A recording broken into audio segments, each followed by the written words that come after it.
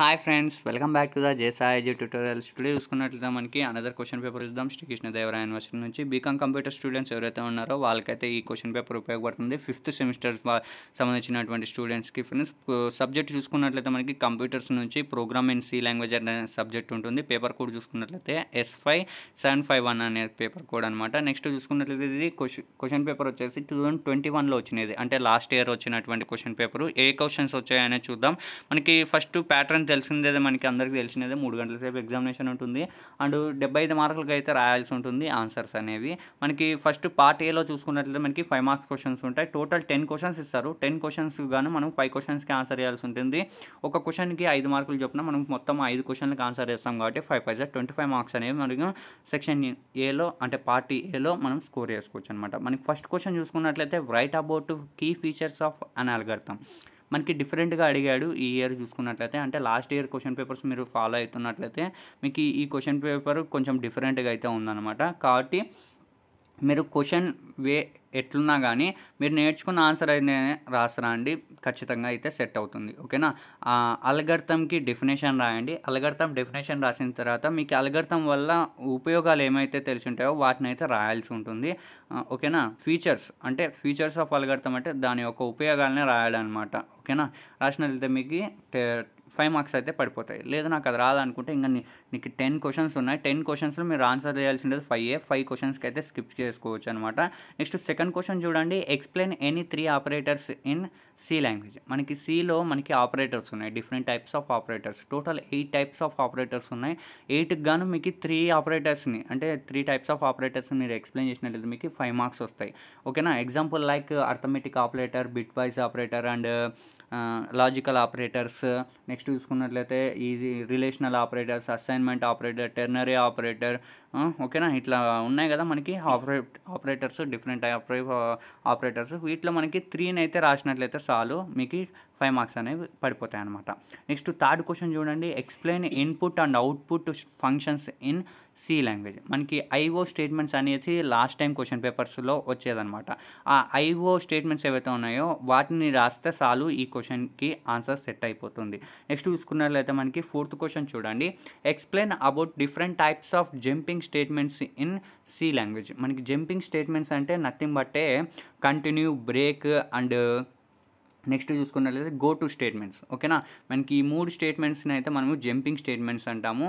Last time అంతా ఈ విధంగానే అడిగాడు, కాకపోతే ఈసారి క్వశ్చన్ ఆస్కింగ్ అంటే మనకి వే ఆఫ్ ఆస్కింగ్ అనేది డిఫరెంట్ అయిపోయింది అనమాట. ఇక్కడ చూసుకున్నట్లయితే లాస్ట్ టైం అంతా కంటిన్యూ బ్రేక్ స్టేట్మెంట్స్ని విత్ ఎగ్జాంపుల్స్తో ఎక్స్ప్లెయిన్ చేయండి అనేసి అడిగేవాళ్ళు. కానీ ఈ ఇయర్ క్వశ్చన్ పేపర్ 2021లో ఏం అడిగాడు, different types of jumping statements in C language అనేసి అడిగాడు అనమాట.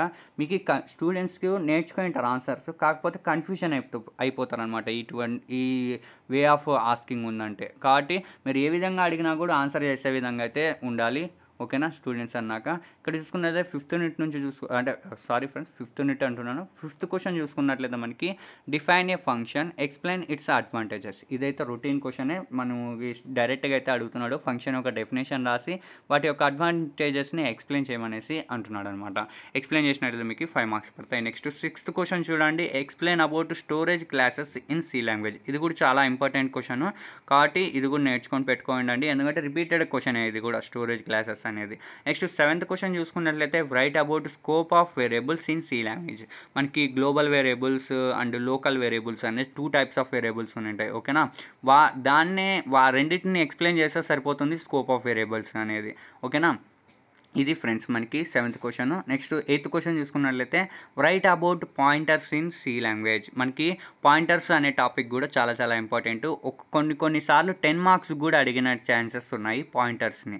ఓకేనా. నెక్స్ట్ నైన్త్ క్వశ్చన్ చూసుకున్నట్లయితే explain the difference between structure and union in C language. మనకి స్ట్రక్చర్కి యూనియన్కి మెయిన్ డిఫరెన్సెస్ ఏవైతే ఉన్నాయో వాటిని ఎక్స్ప్లెయిన్ చేసినట్లయితే మీకు 5 మార్క్స్ అయితే పడిపోతాయి ఫ్రెండ్స్. నెక్స్ట్ 10th క్వశ్చన్ చూడండి. Explain about enumerated data types in C with examples. ఓకేనా. మనకి ఎన్యుమరేటెడ్ డేటా టైప్స్ ఏవైతే ఉన్నాయో సి లాంగ్వేజ్లో వాటిని ఎక్స్ప్లెయిన్ చేసినట్లయితే ఎగ్జాంపుల్స్తో మీకు 5 మార్క్స్ అయితే పడిపోతాయి అనమాట. నెక్స్ట్ అంటే 10 మార్క్స్ క్వశ్చన్స్ చూద్దాం. 10 మార్క్స్ క్వశ్చన్స్ అనేవి మనకి తెలిసినదే. ప్రతి యూనిట్ నుంచి 2 క్వశ్చన్లు ఇస్తారు. 2 క్వశ్చన్లకు కానీ ఖచ్చితంగా ఒకదానికైతే ఆన్సర్ చేయాల్సి ఉంటుంది. 5 యూనిట్స్కి ఆన్సర్ చేస్తాం కాబట్టి 5 టైమ్స్ 50 మార్క్స్ అయితే మీరు స్కోర్ చేసుకోవచ్చు 10 మార్క్స్ క్వశ్చన్స్లో. ఓకేనా. నెక్స్ట్ మనకి ఫస్ట్ యూనిట్ నుంచి చూద్దాం ఏ క్వశ్చన్స్ వచ్చాయో. ఏ క్వశ్చన్ చూసుకున్నట్లయితే explain the structure of a C program with suitable example. మనకి ఇది యాక్చువల్గా 5 మార్క్స్కి అడిగేవాడు structure of a C program అనేది.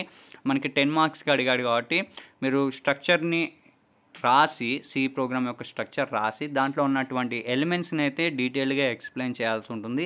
ఎక్స్ప్లెయిన్ చేసిన తర్వాత ఒక సి ప్రోగ్రామ్ని, example C program, hello world program, just hello world program రాసినా కూడా సరిపోతుంది అనమాట. నెక్స్ట్ చూసుకున్నట్లయితే మీకు అదన్నా రాయొచ్చు, structure of a C program అన్నా రాయొచ్చు. నెక్స్ట్ బి క్వశ్చన్ చూడండి, explain different data types in C language. మనకి different types of data types ఉన్నాయి కదా, మనకి different types of data types అయితే ఉన్నాయన్నమాట. మనకి చూసుకున్నట్లయితే మనకి integer data types and string data types, ఇక్కడ చూసుకున్నట్లయితే character data types, boolean data types ఇవన్నీ ఉన్నాయి కదా మనకి.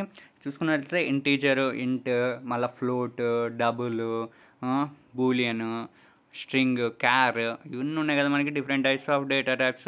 వీటినన్నింటిని మీరు ఎక్స్ప్లెయిన్ చేసినట్లయితే మీకు సి లాంగ్వేజ్లో ఉన్నటువంటివి మీకు 10 మార్క్స్ అయితే పడిపోతాయి అనమాట. ఇది ఫ్రెండ్స్ మనకి ఫస్ట్ యూనిట్ నుంచి. సెకండ్ యూనిట్ నుంచి చూసుకున్నట్లయితే explain about control statements in C language with examples. మనకి కంట్రోల్ స్టేట్మెంట్స్ ఉన్నాయి కదా, if else order and nested if, ఇవి కంట్రోల్ స్టేట్మెంట్స్ అనమాట. వీటిని ఎక్స్ప్లెయిన్ చేసినది మీకు 10 మార్క్స్ అయితే పడిపోతాయి. అదన్నా రాయొచ్చు. లేకపోతే నెక్స్ట్ క్వశ్చన్ చూడండి, explain about iterative statements in C with suitable examples. ఓకేనా. ఇక్కడ ఇటరేటివ్ స్టేట్మెంట్స్ అనేది మీకు ఇక్కడ మళ్ళీ కన్ఫ్యూజన్ చేశాడు. నార్మల్గా అయితే లూప్స్ అడిగేవాడు, different types of loops in C language with suitable examples అడిగేవాడు. కానీ ఇటరేటివ్ స్టేట్మెంట్స్ అనేసరికి మీరు ఇక్కడ కన్ఫ్యూజన్ అయిపోతారు. కానీ మీకు ఆన్సర్స్ అయితే నేర్చుకుంటారు. For loop, while loop, do while loop, వీటన్నిటికి ఆన్సర్స్ అయితే నేర్చుకుంటారు. కానీ ఈ విధంగా అడిగేసరికి అబ్బా నేను నేర్చుకునే దానికి రాలేదు అనేసి స్కిప్ చేసేసే వాళ్ళు ఉంటారు. కానీ ఇటరేటివ్ స్టేట్మెంట్ అన్నా కానీ లూప్సే. ఓకేనా. ఇది బాగా గుర్తుపెట్టుకోండి. ఇటరేటివ్ స్టేట్మెంట్స్ అన్నా కానీ మనకి లూప్సే అనమాట. మీరు ఏవైతే లూప్స్ ఉన్నాయో different types of loops, while loop, do while loop and for loop, వీటిని ఎక్స్ప్లెయిన్ చేసి వాటికి ఎగ్జాంపుల్స్ రాసినట్లయితే మీకు 10 మార్క్స్ పడిపోతాయి ఫ్రెండ్స్. నెక్స్ట్ థర్డ్ యూనిట్ నుంచి చూసుకున్నట్లయితే మనకి ఫస్ట్ క్వశ్చన్ చూడండి, explain how to create different functions in C with examples. ఓకేనా ఫ్రెండ్స్. మళ్ళీ ఇక్కడ ఎగ్జాంపుల్స్ అంటే సి ప్రోగ్రామ్స్ రాయాలి ఫ్రెండ్స్. ఇది బాగా గుర్తుపెట్టుకోండి. నేను ప్రతి ఒక్క వీడియోలోనే చెప్తున్నాను మీకు. ఎగ్జాంపుల్స్ అంటే సి ప్రోగ్రామ్ రాయాలి. సి ప్రోగ్రామ్ రాస్తేనే మీకు అవుట్ ఆఫ్ మార్క్స్ అయితే పడతాయి అనమాట. మనకి ఫంక్షన్స్ ఉన్నాయి కదా, ఫంక్షన్స్ అంటే ఏంటి అండ్ డిఫరెంట్ ఫంక్షన్స్ ఉన్నాయి, డిఫరెంట్ టైప్స్ ఆఫ్ ఫంక్షన్స్ ఉన్నాయి. వాటిని ఏ విధంగా క్రియేట్ చేయగలుగుతాము మన సి లాంగ్వేజ్లో అనేది మీరు ప్రోగ్రామ్స్ రాసినట్లయితే మీకు 10 మార్క్స్ అయితే పడిపోతాయి. అదన్నా రాయొచ్చు. లేకపోతే ఇక్కడ నెక్స్ట్ క్వశ్చన్ బి క్వశ్చన్ చూడండి, explain about recursive function with example. ఇది కూడా యాక్చువల్గా 5 మార్క్స్కి అడిగేవాళ్ళు ప్రీవియస్ క్వశ్చన్ పేపర్స్లో చూసుకున్నట్లయితే. ఇప్పుడు 10 మార్క్స్కి అడిగాడు కాబట్టి రికర్సివ్ ఫంక్షన్ అంటే ఏంటి అనేది డెఫినేషన్ రాసి దాన్ని ఎక్స్ప్లెయిన్ చేసి తర్వాత దానికి ఒక ఎగ్జాంపుల్ రాయాలి, అంటే ఎగ్జాంపుల్ ప్రోగ్రామ్ రాయాలి. మనకి ఇటరేటివ్ అంటే రికర్సివ్ ఫంక్షన్కి బెస్ట్ ఎగ్జాంపుల్ ప్రోగ్రామ్ ఏది అంటే ఫ్యాక్టోరియల్ ఫైండ్ అవుట్ చేసేది. కాబట్టి ఆ ఫ్యాక్టోరియల్ ఫైండ్ అవుట్ చేసేటువంటి ప్రోగ్రామ్ని అయితే మీరు రాసినట్లయితే మీకు ఖచ్చితంగా అయితే 10 మార్క్స్ పడతాయి. నెక్స్ట్ ఫోర్త్ యూనిట్ నుంచి చూసుకున్నట్లయితే define an array, explain the different types of arrays in C with examples. మనకి డిఫరెంట్ అర్రే యొక్క డెఫినేషన్ రాసిన తర్వాత మనకి డిఫరెంట్ టైప్స్ ఆఫ్ అర్రేస్ ఉన్నాయి కదా, 1 dimensional array, 2 dimensional array and multi dimensional array అనేసి వాటికి ఎగ్జాంపుల్స్ కూడా ఎగ్జాంపుల్ ప్రోగ్రామ్స్ కూడా రాసినట్లయితే మీకు 10 మార్క్స్ ఖచ్చితంగా పడతాయి. లేదు నాకు అర్రేస్ గురించి రాదు అనుకుంటే నెక్స్ట్ బి క్వశ్చన్ చూడండి, what is a string, explain about different string handling functions in C. మనకి యాక్చువల్గా లాస్ట్ టైం వచ్చేసి define string and how to find a length of an array అనేసి అడిగేవాడు అనమాట. కానీ ఇక్కడ చూసుకున్నది కొంచెం క్వశ్చన్ అనేది చేంజ్ చేశాడు. Explain about different string handling functions అయితే అడిగాడు అనమాట. మనకి స్ట్రింగ్ హ్యాండ్లింగ్ ఫంక్షన్స్ ఉన్నాయి కదా, వాటిని ఎక్స్ప్లెయిన్ చేయాల్సి ఉంటుంది అనమాట ఇక్కడ. నెక్స్ట్ ఇవి అనమాట. మనకి స్ట్రింగ్ గురించి అన్న వస్తే స్ట్రింగ్ గురించి అన్న రాయండి, లేకపోతే అర్రేస్ గురించి నాకు బాగా వస్తుంది అనుకుంటే అర్రేస్ గురించి అన్న రాయండి ఫ్రెండ్స్. That's all friends. మనకి ఫోర్త్ యూనిట్ నుంచి వచ్చినటువంటి 10 మార్క్స్ క్వశ్చన్స్. లాస్ట్ ఇంకా ఫైనల్ యూనిట్ నుంచి చూసుకున్నట్లయితే మనకి పాయింటర్స్ గురించి అడిగాడు. నేను చెప్పాను కదా, పాయింటర్స్ 10 మార్క్స్ కూడా అడిగే ఛాన్సెస్ ఉంటాయి కాబట్టి ఈ పాయింటర్స్ టాపిక్స్ని అయితే నెగ్లెక్ట్ అయితే చేయకండి. Pointers, structures, unions. Fifth unit నుంచి చూసుకున్నట్లయితే ఈ 3 టాపిక్స్ని బాగా కవర్ చేయండి, మీకు స్కోర్ అయితే బాగా చేసుకోవచ్చు. ఫిఫ్త్ యూనిట్లో చూసుకున్నట్లయితే మనకి ఫస్ట్ క్వశ్చన్ చూడండి, explain briefly about pointers in C language. ఓకేనా, పాయింటర్స్ గురించి ఎక్స్ప్లెయిన్ చేయమంటున్నాడు బ్రీఫ్గా, 10 మార్క్స్ పడిపోతాయి. నెక్స్ట్ బి క్వశ్చన్ చూడండి, ఒకవేళ మీకు పాయింటర్స్ గురించి రాదు అనుకుంటే బి క్వశ్చన్కి వెళ్ళిపోండి. Define A structure and explain the array of structures with suitable examples. మనకి ఇది రిపీటెడ్ క్వశ్చనే కాబట్టి స్ట్రక్చర్ గురించి అన్నా రాయండి, లేదంటే పాయింటర్స్ గురించి అన్నా రాయండి. 10 మార్క్స్ వస్తాయి. ఓకేనా, ప్రోగ్రామ్ అయితే రాయడం మర్చిపోద్దండి. ప్రతి ఒక్క 10 మార్క్స్ క్వశ్చన్స్కి వీలైనంత వరకు ప్రోగ్రాము రాసేదానికి ప్రయత్నించండి. రాస్తానే మీకు అవుట్ ఆఫ్ స్కోర్ అయితే పడుతుందన్నమాట. నెక్స్ట్ ఇది అనమాట మనకి క్వశ్చన్ పేపర్ చూసుకున్నదైతే లాస్ట్ ఇయర్ వచ్చినటువంటి 2021లో. Thanks for watching friends. ఈ వీడియో మీకు నచ్చింది అనుకుంటున్నాను. నచ్చినట్లయితే లైక్ చేయండి అండ్ వేరే వాళ్ళకి ఉపయోగపడుతుంది అనుకుంటే ఖచ్చితంగా నా వీడియోని షేర్ చేయండి. అండ్ మిగతా ప్రీవియస్ క్వశ్చన్స్ పేపర్స్ ఎవరైనా చూడుకుంటే కింద డిస్క్రిప్షన్లో లింక్ అయితే ప్రొవైడ్ చేస్తాను. ఆ లింక్ మీద మీరు క్లిక్ చేసి ఆ ప్రీవియస్ పేపర్స్ కూడా చూసేసేయండి. ఒకసారి లుక్ వేసుకున్నట్లయితే మీకు ఇంపార్టెంట్ క్వశ్చన్స్ ఏంటి అనేది మీకు ఐడియా వచ్చేస్తుంది. ఒకటి చెప్పాల్సిన అవసరం కూడా లేదు. ఓకేనా, thanks for watching once again. Bye now.